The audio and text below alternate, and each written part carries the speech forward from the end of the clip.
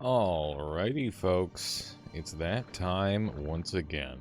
Primordialis, dissecting creatures and figuring out exactly what makes the Zone 3 enemies tick. And, yeah, we're just gonna go ahead and wander in, see what kind of enemies we can find. This is by far, in my opinion, the most dangerous biome in the entire game. Even more dangerous than this subsequent jungle biome that follows it. And some people might disagree with me, but I've found that this zone tends to be particularly dangerous. Although that said, so far in this one, we've got very few enemies, so let's just go ahead and fast forward until we find one. Ah, here we go.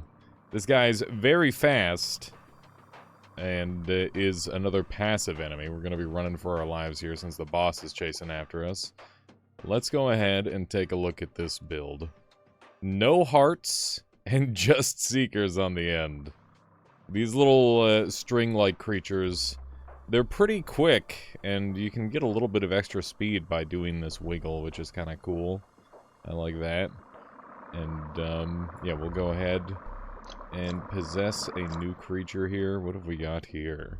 So this guy is a giant mouth build. This is actually pretty similar to builds that I've run a lot in the past myself. I'm sure that if you've seen any of my runs, you'll recognize this sort of design. But this one is kind of taken to its natural extreme. So let's go ahead and take a look at it here. So we've got a massive amount of muscles all stacked in the center here, which is allowing for these to close fully. And then we've got a hard cell mouth that essentially makes this fully defended from a lot of enemies. And, yeah, it should win most spike trades unless something is very, very offensively powerful compared to it. And I think the biggest weak point to this creature is that it's got very few hearts. But you can see that it moves much faster going backwards than forwards, and it is optimized for moving backwards for mobility. It's got a crap ton of drag on the front, which means that it's very, very slow to approach its enemy. And yeah, overall a pretty simple design, but a pretty effective one.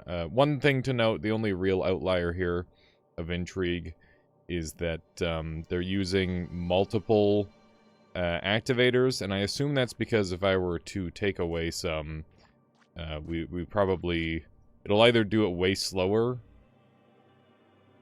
or I guess they just want them activating all at once, because this is enough electrical charge from just one activator to get all of these, which is pretty impressive.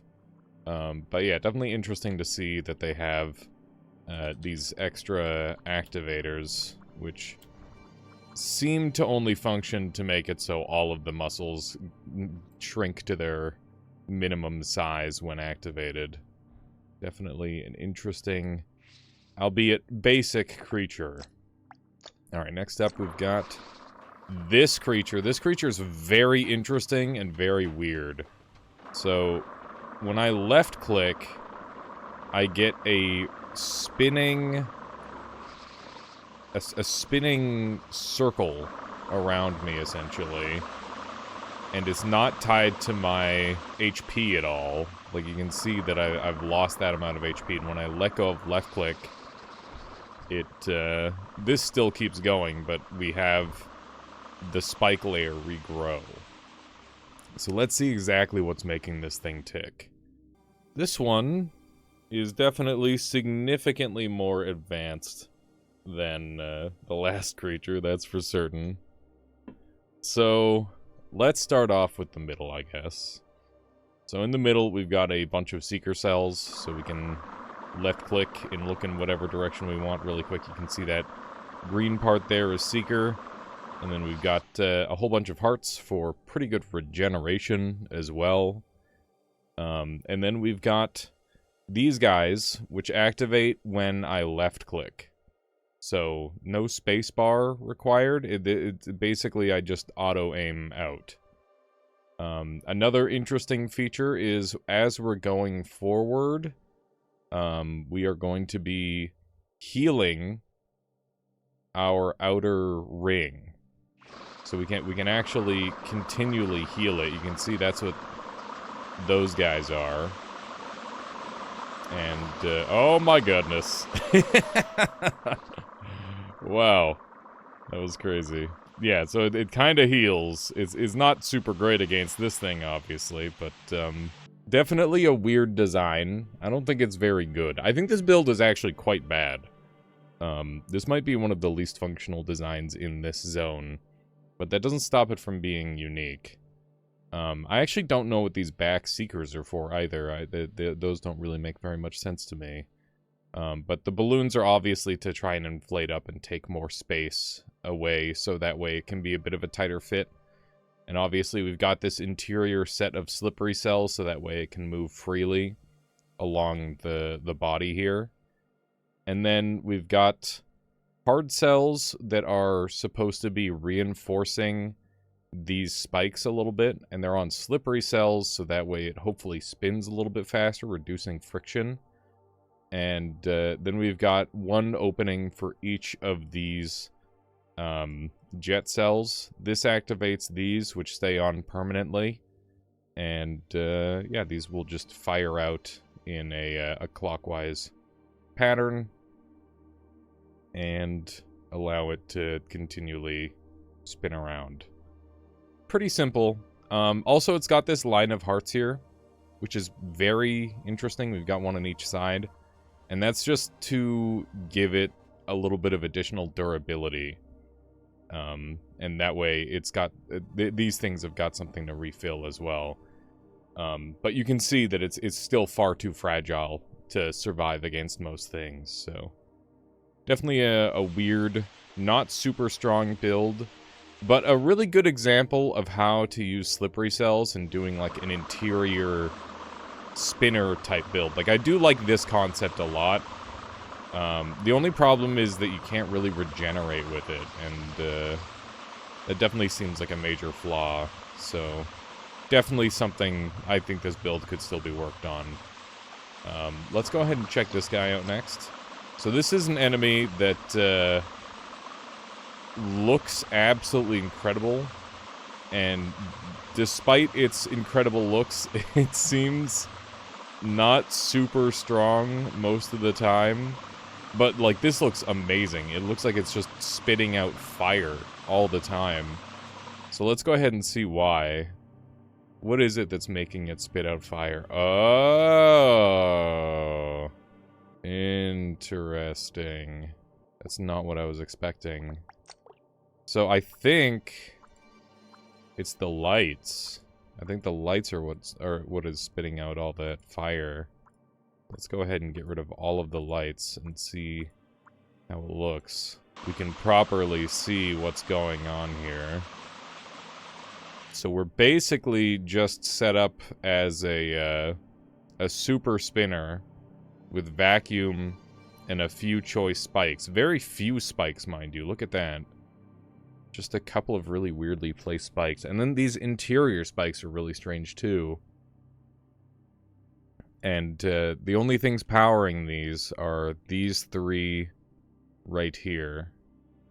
And the concept behind these is that they are, as long as you've got above a certain amount of health, they will continue powering everything. So all of these vacuums are going to be pulling things in, and these jets, I guess, are a big part of what is causing the permanent spin cycle. I don't know what these interior jets are for. They shouldn't, in theory, be doing anything, because I guess the way they have these jets set up, you can see that it's very asymmetric. The way this is set up, it prevents it, or it allows it to spin the way it is, which is really weird. Really, really strange design. So yeah, well, let's watch it in action again really quick. These Seekers, by the way, if I hold left click, I can kind of go in the opposite direction very slowly. Obviously, this thing will never stop spinning until it gets low health, which is pretty okay. It's not the worst thing in the world, but definitely A very slow creature, but fairly threatening nonetheless. You can see there's another one that's got that, its lighting still going. It's very cool that that's all coming from just the burn. And you can see that we stopped spinning here. Okay. I'm gonna get away from these, hopefully. I'm dead. I saw that one coming. Saw that one coming from a mile away.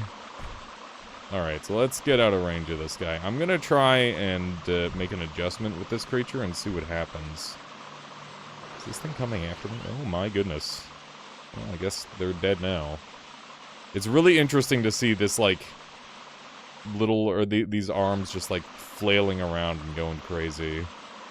It's such a crazy build. Okay, so let's... What I'm gonna do is I'm going to take exactly half, like, down the middle. Okay, as far as I can tell, this is still symmetrical, and I just made some minor adjustments, but I want to see if it stops spinning. That's kind of the objective that I was trying to achieve with that, so let's see what happens. Interesting. It's still spinning rapidly. So is it these that are causing the spin effect? Let's see. Wait a second. Even now we're still spinning. Really? Wow. So it's nothing to do with the shape or anything like that. It's all to do with the vacuums pulling into one another. What a weird build. That is very surprising. Because normally you'd think to, like, have some sort of pattern that specifically helps with the spin, but there isn't really anything like that on this build. It's just the total spread of vacuum cells that's causing it to go like that. That's very interesting. What a strange build. Definitely something I'm gonna have to try and mess around with at some point, just spamming vacuum cells. It seems really wild. Alrighty. Let's see if we can find any creatures nearby to possess. Doesn't look like it. Oh, here we go. Perfect. Hello, buddy.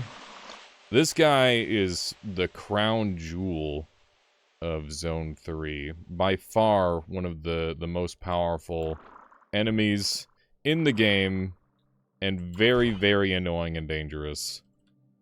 Just does amazing damage, but is a little bit of a glass cannon as well. It's pretty easy to take this thing out. As you can see, just bumping into an enemy wrong nearly kills me. And that's not to mention just how much resources are being spent on each of these shots. It's a very expensive build to fire off.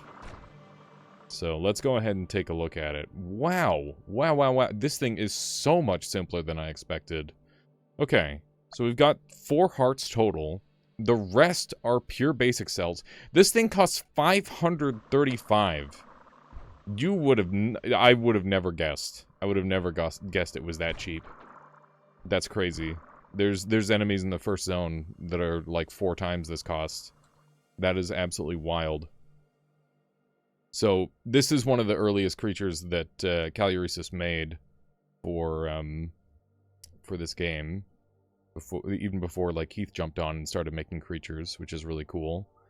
And you can see here we've got very inefficient use of materials overall, but it's very simple, and yeah, I can't believe how simple it is. So you just hit spacebar, and this rocket detaches perfectly timed for both of these. These will detach at the exact same time from the body, and whenever these touch, the explosives will immediately go off. The fact that this build is so old is so apparent because these things are actually on the front, and in modern day, Seekers will produce an electrical signal even if they're behind, like an explosive, for example. So you could do this, and the explosives would just be that much more effective. Obviously, this might mess with the accuracy of the rocket, but it looks like it didn't here. But, yeah, this should blow up all the same. Maybe not a good example firing into that. Let's see if we can find an enemy to fire into. But yeah, no guidance on these missiles at all, which is interesting. Yeah, you can see, there you go. So it still blows up all the same. That is really, really interesting. I wonder if this creature will ever evolve again, and we'll see a slightly improved or reworked version of it, either in floor 3 or in a future floor. Let's check out the Doomfish. This guy right here. So this guy is just a mine layer, and he's incredibly, incredibly tanky. Super annoying, and you can see that it's dirt cheap dropping these things. It is very, very inexpensive to spam these mines everywhere, and yeah, it's surprising how bulky this unit is, so let's go ahead and take a look at the inner workings and understand exactly why this thing is so tanky. Alright, so we've got a light cell tail, so bit of a weak point, but with those explosives there, honestly not that big of a deal, and if it gets cut off, that's a lot of hearts, so the regeneration is going to be pretty quick. Yeah, really, really nice heart placement, I think, overall. Maybe you could use, like, 1 or 2 down here. And then we've got some explosive mines, and rather than using hearts, we're once again using these health infusing cells, because they are a cheaper method of keeping a thing alive for a long time. You can see these mines are essentially on a timer, as opposed to the hearts that would keep them alive for a very, very long time. And yeah, heart cells on the front, just as a defense. A little bit of basic cells for some cushioning. And we're only using a single, whatchamacallit, ability activation cell, along with some conductors, and 1 breakaway each. So yeah, because it's such a small build, it's pretty quick to be able to have these regenerate. I think that they could be regenerating even faster if you, for example, moved some hearts around. So if I did this, get rid of those 2 hearts and, like, put them there, if you wanted to... And you can see that that is at least a tiny bit faster, and not much change either. That's really cool. So it's not a perfectly optimized build by a long shot, but it's still an effective one for the floor. Even though it's a fairly passive creature, it can still cause some real problems. And you can see, what the heck? I'm taking missiles to the face, and I'm taking no damage at all. That's awesome. That's really impressive. How well we're tanking.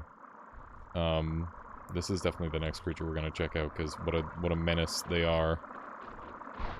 What a menace they... Look at that. Like, no... This thing is so weirdly tanky. I swear it's the Doom Guy paint job. It's got a hidden tank bonus. Okay, let's check out this guy. This is... Oh, wow. This is really snazzy to move around. This feels good. Why is it so fast? Huh? That's so weird.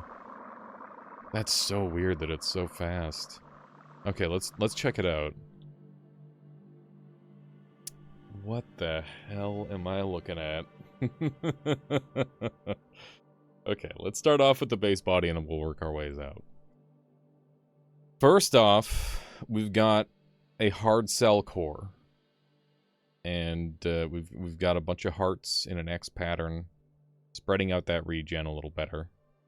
And these are definitely some significant weak points that could be taken advantage of.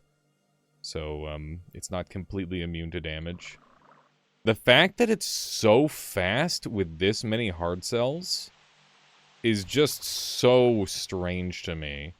And I guess it's because of the placement of these. Like, this is a lot of biomass going into these summons. Or these missiles, whatever you want to call them. And, yeah, they're quite effective at just allowing this thing to move freely. I need to figure out how this thing fires. So, what is it doing to... So I'm just holding spacebar here. And they're just kind of firing off. And they seem to fire off at different timings as well. Which is likely intentional, just to get some more regeneration going. Yeah, weird. Okay, let's go ahead and figure out exactly how this thing is working. So we've got we've got this negative cell strategy that we've seen previously. So these negative cells exist to make it so if these are touched at point blank range, the explosives won't go off. But when they detach, these detaches will make it so when the touch happens, it'll overpower the negative cells and make the explosives go off. And a big thing to note about this is these explosives are quite far back. And I don't know if there's a way to get them closer, but I think that this is actually, like, they're pulling punches here a bit with the explosives again by putting them this far back. Obviously, this thing has the potential to do a lot of damage if it hits just right, but the further the explosive away is from the, you know, the cells that it's trying to hit, the less damage that's going to deal. So definitely interesting to have that far back. And interestingly, the activator for detaching this isn't back here like it normally is. It's at the tip here. So we've got like a conductive timer which activates these poisons, and the poisons are the conductors to activate this line here. And then once this detaches, this will be permanently active, this whole array here, and this line is no longer useful. And then we've got this as like a separate thing that activates once detachment happens. And these things are on a timer thanks to their poison. These ones go, this one goes straight out, and these ones are obviously built at an angle and are precisely the same. There is no difference between the models of each of any of these missiles by the looks of it. And yeah, it's pretty interesting to see that. You'd think they'd all go off at the same time, but I think there's something to do with these ones being at an angle and these ones being side to side. It's making it so they're less likely to synchronize? I don't know. There's probably some sort of, like, electrical variance timing or something. Like, it's not an exact perfect number every time. There's probably, like, a plus or minus or something. And because it's on such a long timer, that helps accentuate it. That's my best guess. If you've got a more detailed explanation on that, I know there's some people in the community that are super in depth with electricity, and that's something that I'm going to be covering in the future, especially as 1.0 comes out and less things will be changing. I imagine we'll have more and more solid knowledge rather than it potentially changing later on. But yeah, really interesting creature. Pretty simple design, all things considered, but it takes a lot of the things that we've learned from previous creatures and combines it into one. And yeah, I think it does so in a pretty unique manner. Once again, the fact that this thing can move as smoothly through the water as it does with all those hard cells is, you know, that's not something that I've ever experienced on any of my builds, especially when my summoner is covered in hard cells like that. That's quite unusual, so very cool to see. This is a very over-engineered and dangerous creature. There's a lot of weird stuff going on with this thing. So you can see that it's got these little missile launchers that it can launch from behind. But that's not the only thing going on with it. It's got some other strange factors to it as well. So the front of this thing is a... this might be the only creature, or one of the only creatures using Radiant Cell. But the front of this thing is using a mixture of Radiant and... what is that it's called? I'm trying to remember here. Here we go. Heat pumping cell. And you can see that it's got heat pumping cell throughout its entire body. And it's designed to keep itself cool that way, actually. Which is really interesting. And And it's got so many hearts, such a crazy amount of hearts. It's also got these openings, which I didn't realize these were actually legit openings. That's really surprising to see. I think that this creature can't be done justice unless I, like, bump into something properly. Oh my god. Did you see how quick that thing melted? And you can see that this whole heat system is going on. Let me see if I can spawn... I want, like, a dummy or something that's large and not going to run away from me. I suppose this guy will have to do. Let's go ahead and run after him. So, one thing to note is this build is quite slow. You can see just the insane amount of heat that this thing brings. It is ridiculous how hot this thing gets. Let's go ahead and bump into another one. We'll see what we can do. So you can see that it's getting super hot back here for this thing. But we're losing a lot of HP too, because Radiant is quite dangerous. And we're taking quite a lot of damage from it. You can see that we're losing pieces here pretty significantly, and we're on death's door now. So let's go ahead and see how it regenerates. So it just regenerates pretty quickly overall. We've got all of these growth gating cells. Prevents itself and neighboring cells from transferring biomass when it's electrified. So, what is the purpose of that, I wonder? I'm not entirely certain.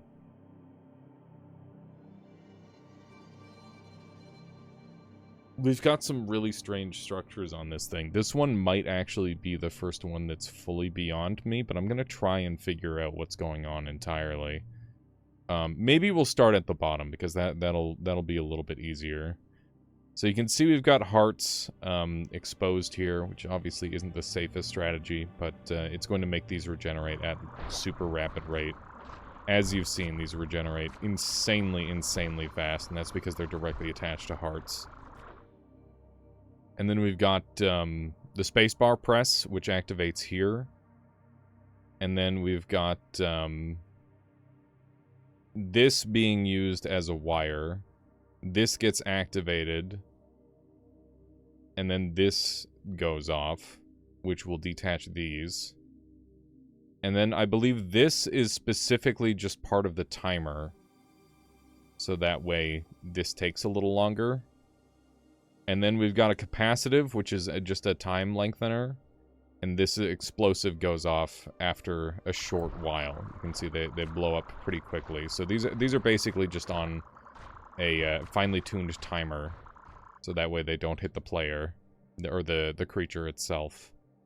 And we've also got a detach poison up here, which reduces their HP, so that way they're more likely to explode just from being touched by any type of explosive at all.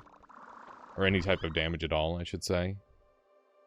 And, yeah, this front part up here, when it makes contact, we've got these, what are they called again? We've got these feelers. And when these feelers, these just have to be adjacent to be active. So we've got all of these things bringing insane amounts of heat. And these things will take heat out of your creature and put it into an enemy creature. So the idea is that these are supposed to help cool down the front of this creature as it's superheating. Obviously, as you've seen, any extended hold on a creature, it will start to overheat and die itself. And, yeah, we've got this whole system back here, where if these ever get, like, superheated, they will engulf the entire body with heat. And in order to counter that, we've got these things everywhere. When these are affected by enough heat, they will activate, and the stronger the heat, the more it will cool things down more quickly, with the rest of these things throughout the body. So basically, it's a built-in cooling system that's supposed to counter out any extreme radiant procs. We've got hard cells on the back to defend from our own explosives, as well as slippery cells for improved frictionless, essentially, less friction. It'll turn a lot better.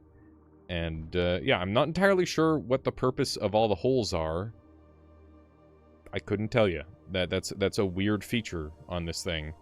One thing we could do is we could fill up all the holes and see how it plays different, but I don't know if we're going to be able to see the full glory of this thing, to be totally honest, because I think the big thing about this creature, the reason why it's such a danger is because if you're using any sort of overcharge build, whether that's an overcharge laser or an overcharge lightning or stuff along that matter, anything that's going to transfer a shitload of energy into the radiant cells here will be reflected back at you, essentially, because the more energy these radiant cells get, the more powerful they become.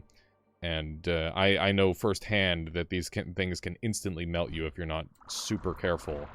So I imagine that that's a big part of it. Look at how much faster this thing is now that we've filled all the holes. It is significantly faster than it was previously by like a substantial margin. It's kind of crazy to see the difference. And maybe those holes exist as a nerf. That could very well be the case. There's lots of these creatures that are engineered very well that have like one major thing holding them back. And for this one, it might be those holes. I think that might be the thing that's causing this from being, or stopping this thing from being incredibly overpowered. Apart from it obviously damaging itself pretty significantly. You can see that these are all activated, which will make it so we can't get any regrowth going. And it's still so strange to me. Now, the final thing that I haven't really addressed are these health infusing cells. It grants some extra HP, for one. And in some way, it might be interacting with these growth gating cells. Prevents itself and neighboring cells from transferring biomass when it is electrified.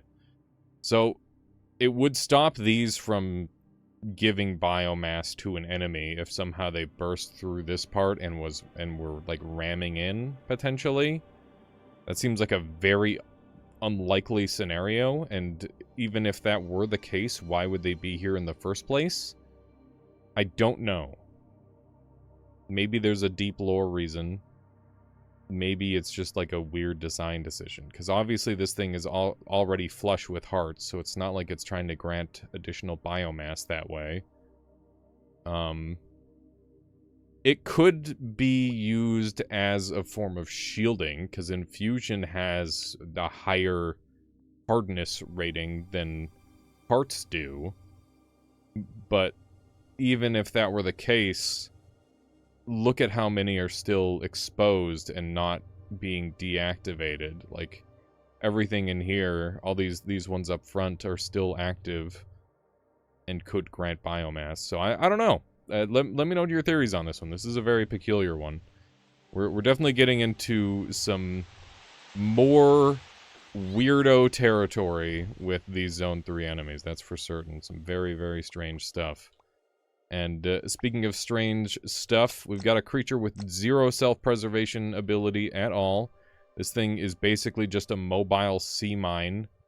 And yeah, it's very, very dangerous if it hits you wrong.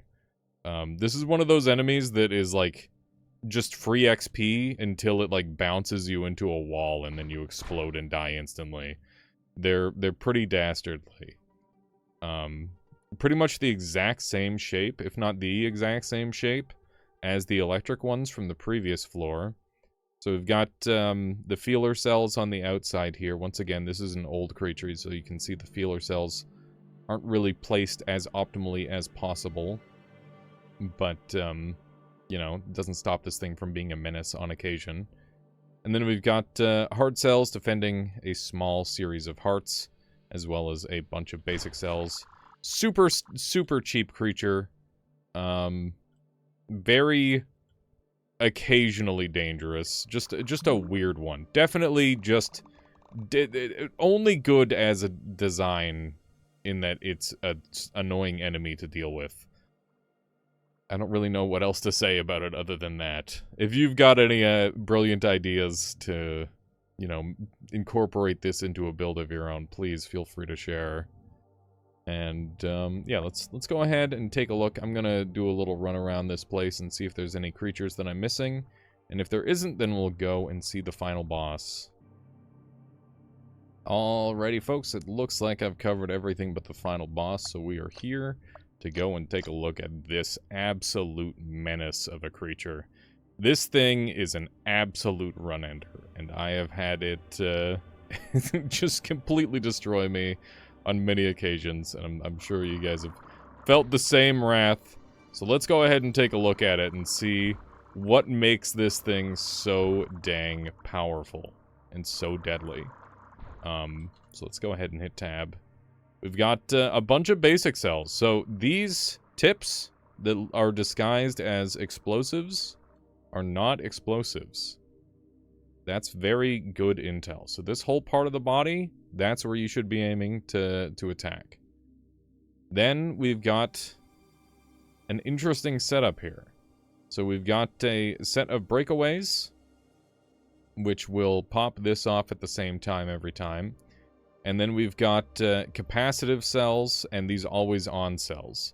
So this is going to be active through this network here, this angry cell. It will immediately be tracking. And then these capacitive cells will fill up with energy, and once they're full of energy, they will detach all of this, I guess, just because of the amount of energy that's going into them. I don't know if... is that how that works? That's really interesting. Really?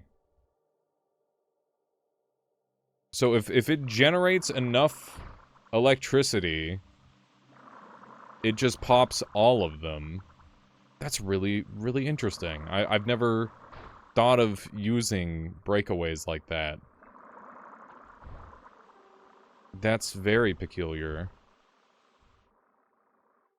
But regardless, the rockets here are lent energy through the electrical coursing going through these breakaways into this, which will activate these permanently. And obviously each of these has their own brain. And seekers, which will help them aim on their own, but they're also something that the player can use to aim, or the boss, that is, as you can see here. And then we've got only 3 explosives on each of these tips, which is very minimal. And to see the full power of this build, we're going to have to swap teams. So let's go ahead and do that, and we will start firing on stuff, I suppose, and we'll see how we do. One thing to note about this build is that it does run through its energy pretty fast. We'll see how it fares, but you can see multiple homing rockets is quite crazy. It's quite powerful. And you can see this thing has just produced absolute carnage already. And despite not really having that much in terms of defensive prowess, you know, that big old chunk of hearts that it's got there, that it's very well defended by all the basic cell cushioning, is more than enough to keep it alive. And you can see that we've just got shots going absolutely everywhere right now, and it's pretty dang strong. Interestingly, some of these shots are actually surviving even after they explode. But yeah, this thing has just an absurd rate of fire with homing explosives. You really can't go wrong. And I think the biggest weakness this thing has, obviously, is if you run it out of juice and you somehow manage to make it so it can't shoot anymore, which, by the way, even if it's, like, shooting on cooldown, it's still going to fully regenerate. Yeah, it needs to take some sort of damage so that way its regeneration stops. So, if you can chip this thing out in any way, that is going to be step one to getting the kill. Otherwise, this thing can just have an absolutely ruthless barrage that will not stop. And, yeah, I think, despite this creature having a relatively simplistic build with only, like, one real curveball, which is the breakaway cells, as far as I'm concerned, that breakaway cell system is far and away something that I've never seen before. And is very, very unique. I'm going to see if I can incorporate that into a future build of my own, for sure. But, yeah, this creature is ridiculous and very fun. And, yeah, I'm genuinely surprised at how well it holds up. Despite being a 1600 biomass creature. That is... that is so much less than so many of the over-engineered creatures we've seen so far. And yet this thing is an absolute terrorizer for new players. Yeah, pretty wild. Pretty friggin' wild. Alright, and with that, I guess we'll go ahead and call Zone 3 done. Next up, we'll be doing the Dark Zone, and then I'll go ahead into the jungle. I hope you've been enjoying this series. I hope you're learning things. And I hope that you subscribe so you can see more of it. I would appreciate that a lot. You don't have to, but it'd be cool if you did. Also, I don't really ever advertise this, because mostly I forget about it. If you're interested in seeing videos like these slightly early, I've got a member system, and yeah, it helps a lot. Every little bit helps. The lowest tier is only 99 cents, because I think everybody should be able to access it if they want to, and hopefully that's a reasonable amount. You know, just, you know, any little bit helps. That's all I'm trying to say. Thank you very much for watching. I hope you enjoy, and I'll catch you next time. Have a good one, folks. Sure,